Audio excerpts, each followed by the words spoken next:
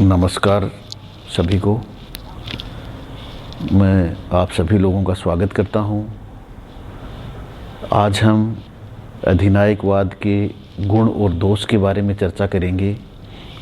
पिछली क्लास में मैंने आपको बताया था कि अधिनायक कौन होते हैं या अधिनायक तंत्र से क्या आशय है। तो अधिनायक तंत्र से आशय है एक व्यक्ति का शासन।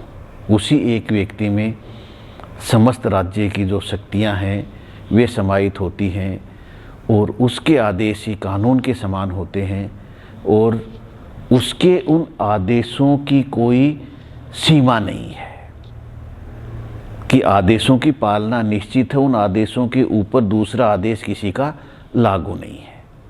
तो स्वेच्छाचारी पूर्वक शासन करना, आदेश देना, यह अधिनायक तंत्र है। और अधिनायक तंत्र सदैव ही अत्याचारी शासन में तब्दील होता रहा है। क्यों अस्तित्व में आया, इसके बारे में बताया कि जनता का समर्थन अधिनायक तंत्र को प्राप्त होता रहा। जनता जो थी वह उग्र राष्ट्रवाद के आधार पर अधिनायकों का समर्थन करती रही। इसके अलावा अधिनायकवाद की जो अन्य विशेषता रही, अनुशासन की रही, एकता की रही। तो अब अनुशासन और एकता एवं आदेशों की पालना के आधार पर अधिकांश देशों में सेना की सहायता से, सेना के द्वारा अधिनायकवाद की स्थापना की गई और अधिनायक तंत्र शासन की स्थापना की गई। इसलिए अधिनायकवाद में अनुशासन पर अत्यधिक, शक्ति पर अत्यधिक बल दिया गया। इसके अलावा जो आज हम बात करें अधिनायकवाद के क्या गुण हैं और क्या दोष हैं, क्योंकि कैसी भी शासन व्यवस्था हो उसके कुछ ना कुछ गुण अवश्य हैं। तो अधिनायकवाद जिसे कि जनता का समर्थन प्राप्त था, जैसे बताया मैंने कि स्टालिन, हिटलर, मुसोलिनी अपने अपने देश में अत्यधिक लोकप्रिय रहे थे और जनता का समर्थन हासिल इन लोगों ने किया था। तो इस अधिनायकवाद के जो गुण हैं उसके अंतर्गत जैसे कि ये राष्ट्र के विकास में सहायक होते हैं। अधिनायक जो है वह राष्ट्र के विकास की बात करता है और राज्य के समस्त जो आर्थिक साधन हैं उन्हें राष्ट्र के विकास की तरफ मोड़ देता है कि व्यक्तिगत स्वतंत्रता समाप्त है, लोगों की कोई स्वतंत्रता नहीं है, कोई अधिकार नहीं है। उन्हें क्या करना है, जो अधिनायक के द्वारा आदेश दिया गया है।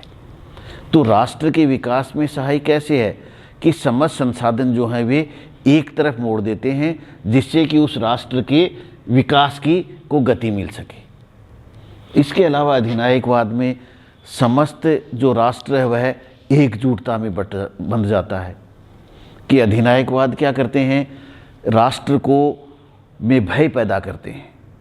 दूसरे राष्ट्र का भय पैदा कर दिया, विदेशी आक्रमण का भय कर दिया। तो उससे पूरा जो राष्ट्र है वह राष्ट्रभक्ति की भावना, देशभक्ति की भावना के आधार पर, राष्ट्रवाद की भावना के आधार पर समस्त एकता के सूत्र में बन जाता है। राष्ट्रवाद पूरे राष्ट्र को एकता के सूत्र में बांध देता है। राष्ट्रवादी विचारों का उदय कि राष्ट्रवाद की व्यक्ति सबसे ज़्यादा प्रभावित किससे है, अपने राष्ट्र के प्रति प्रेम से, अपनी मातृभूमि के प्रति प्रेम से। तो जो अधिनायकवादी हैं ये व्यक्ति में राष्ट्रवाद की भावना इतनी गहरी तक पैदा कर देते हैं कि व्यक्ति का खून खौलने लग जाता है, वह अपने राष्ट्र के लिए कुछ भी कर सकता है। इसलिए राष्ट्रवाद की या देश के प्रति देशभक्ति की भावना का विकास करते हैं। शासन का सुचारू संचालन या एफिशिएंटली शासन का संचालन करना, क्योंकि अधिनायक तंत्र भय पर आधारित है। तो भय पर आधारित होने के कारण जो शासन है वह स्मूथली वर्क करेगा। व्यक्ति जो है भय के आधार पर अपने जो सज़ा से बचने के लिए या कठोर दंड से बचने के लिए तीव्रता के साथ, कुशलतापूर्वक कार्य करेंगे। कि बहुत बार ये देखा गया है कि अधिनायकवाद में ही लोकतंत्र में अनेक बार एक काम के लिए चक्कर लगाने पड़ते हैं, लेकिन अधिनायकवाद में वह काम होना है तो होना है। तो इसलिए अधिनायकवाद में न केवल राष्ट्र का विकास है, राष्ट्रवाद का विकास है, राष्ट्रीय एकता का होना है, बल्कि शासन का भी सफलतापूर्वक सुचारू संचालन इसमें किया जाता है। लेकिन इसके कुछ अवगुण भी हैं कि अवगुण के अंदर सबसे बड़ा अवगुण कि यह व्यक्ति की सभी प्रकार की स्वतंत्रताएं समाप्त कर देता है। केवल एक ही व्यक्ति के अनुसार शासन किया जाता है। किसी भी प्रकार का किसी को अधिकार प्राप्त नहीं है।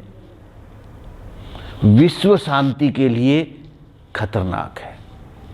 हम कह सकते हैं कि राष्ट्रवाद तो उचित है, लेकिन उग्र राष्ट्रवाद वह विश्व शांति के लिए खतरा पैदा कर सकता है।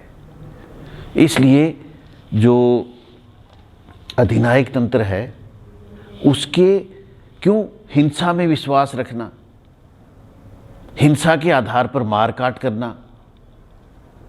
जर्मनी में, इटली में हम लोगों ने देखा हिटलर ने, मुसोलिनी ने किस प्रकार हिंसा के द्वारा जीनोसाइड किया,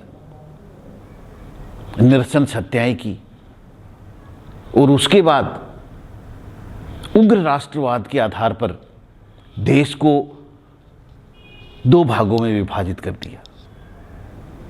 जो भी उग्र राष्ट्रवादियों का विरोध करे वो देश का गद्दार कहलाए। तो इसलिए इसका जो हिंसा का रूप है, शक्ति का रूप है, या स्वयं एक नेता ही सच्चा है, बाकी सब फॉलोवर्स हैं, बाकी सब आदेश मानने वाले हैं, तो इससे किसी भी प्रकार का राष्ट्र के विकास के समग्र विकास संभव नहीं है। इसके अलावा सबसे बड़ा जो नुकसान अधिनायक तंत्र का कि यह विश्व शांति के लिए खतरा है कि समस्त विश्व में जब हम शांति की बात करते हैं तो लोकतंत्र विश्व शांति का समर्थक है। अधिनायक तंत्र विश्व शांति के लिए खतरा इसलिए है क्योंकि इसकी निरंतर नीतियां साम्राज्यवादी हैं। यह ज़्यादा से ज़्यादा अपने देश की सीमाओं का विस्तार करना चाहता है। इसलिए इन साम्राज्यवादी नीतियों के कारण, देश की सीमाओं के विस्तार के कारण विश्व शांति के लिए खतरा है कि केवल एक ही धर्म को श्रेष्ठ मानना, एक ही राष्ट्र को श्रेष्ठ मानना, यह विश्व शांति के लिए संभव नहीं है, क्योंकि हम वसुदेव कुटुंबकम की भावना में विश्वास करने वाले हैं। इसके अलावा जब हम अधिनायक तंत्र की बात करते हैं तो एक अगला हमारा स्टेप आता है कि क्या अधिनायक तंत्र लोकतंत्र का विकल्प हो सकता है। तो अधिनायक तंत्र लोकतंत्र का विकल्प नहीं हो सकता है, क्योंकि अधिनायक तंत्र में गुण है कि राष्ट्र को जब भी राष्ट्रीय संकट के समय उपयुक्त है, युद्ध के समय उपयुक्त है, त्वरित निर्णय लेने होते हैं उस समय उपयुक्त है। लेकिन जब हम शासन व्यवस्था की बात करते हैं तो शासन व्यवस्था वही अच्छी होती है जिसमें प्रत्येक जनता की भागीदारी होती है, जो कि शांति पर आधारित होती है।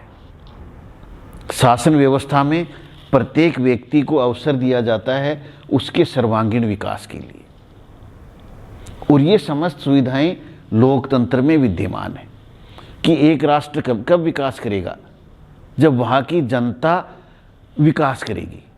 और जनता कब विकास करेगी, जब उसे अपने स्वयं के व्यक्तित्व के विकास के पूर्ण अवसर प्राप्त होंगे। कोई व्यक्ति किसी चीज़ में दक्ष है, कोई किसी दूसरे में है, तो सभी लोग जब अपने अपने हुनर का विकास करेंगे तब राष्ट्र का विकास होगा। इसलिए अपनी कमियों के कारण, अधिनायक तंत्र की कमियों के कारण अधिनायक तंत्र लोकतंत्र का विकल्प नहीं हो सकता। कुछ समय के लिए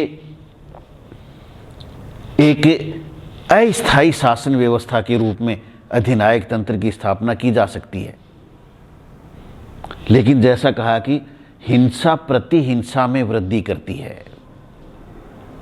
अधिनायक तंत्र के आधार पर शासन सत्ता में आने के कारण वह कार्य नहीं कर पाएगा। इसलिए अधिनायक तंत्र लोकतंत्र का विकल्प नहीं हो सकता, ऐसा मेरा मानना है। और जब हम और ज़्यादा इसके बारे में अध्ययन करेंगे, लोकतंत्र और अधिनायक तंत्र की तुलना के बारे में, तब और विस्तार से कि आधुनिक समय में किस प्रकार से जो विश्व के नवोदित राष्ट्र हैं या अन्य जो राष्ट्र हैं उनमें अधिनायक तंत्र की स्थापना या तानाशाही की स्थापना क्यों होती जा रही है, उन सब के बारे में विस्तार से और आगे की हम क्लासेज में अध्ययन करेंगे।